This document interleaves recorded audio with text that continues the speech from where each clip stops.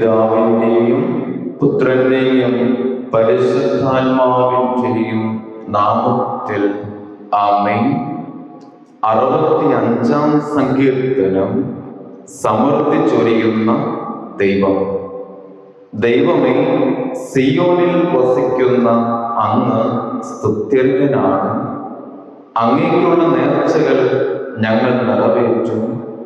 പ്രാർത്ഥന ശ്രവിക്കുന്നവനെ മർത്യരെല്ലാം പാപഭാരമായി അങ്ങയുടെ സന്നദ്ധിയിൽ വരുന്നു.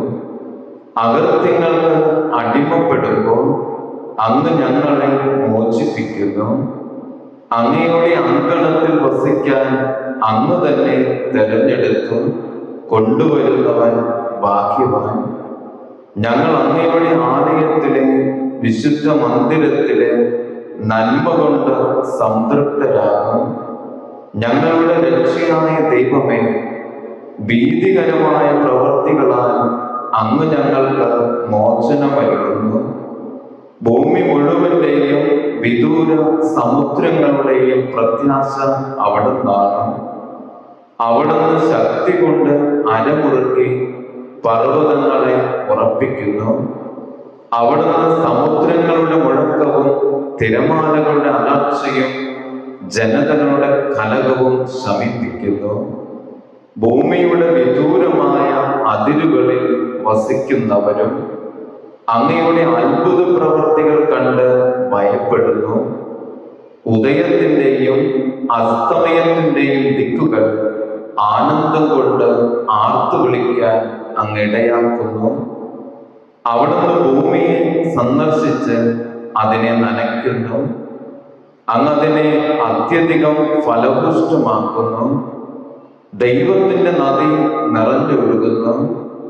അവിടുന്ന് ഭൂമിയെ ഒരുക്കി അവർക്ക് ധാന്യം നൽകുന്നു. അവിടുന്ന് അതിൻ്റെ ഒഴുകുചാലുകളെ സമർത്ഥമായി നനയ്ക്കുന്നു. കട്ടയുടച്ച് നിരത്തുകയും മഴ വർഷിച്ച് അതിനെ കുതിർക്കുകയും ചെയ്യുന്നു. അവിടുന്ന് അതിൻ്റെ മുളകളെ അനുഗ്രഹിക്കുന്നു.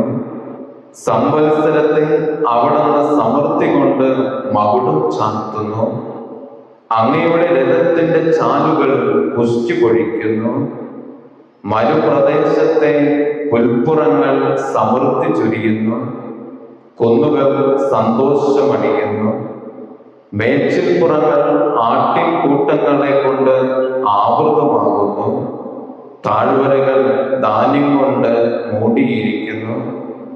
സന്തോഷം കൊണ്ട് അവ ആർത്തുപാടുന്നു. പിതാവിൻ്റെയും പുത്രൻ്റെയും പരിശുദ്ധാത്മാവിൻ്റെയും നാമത്തിൽ ആമേൻ.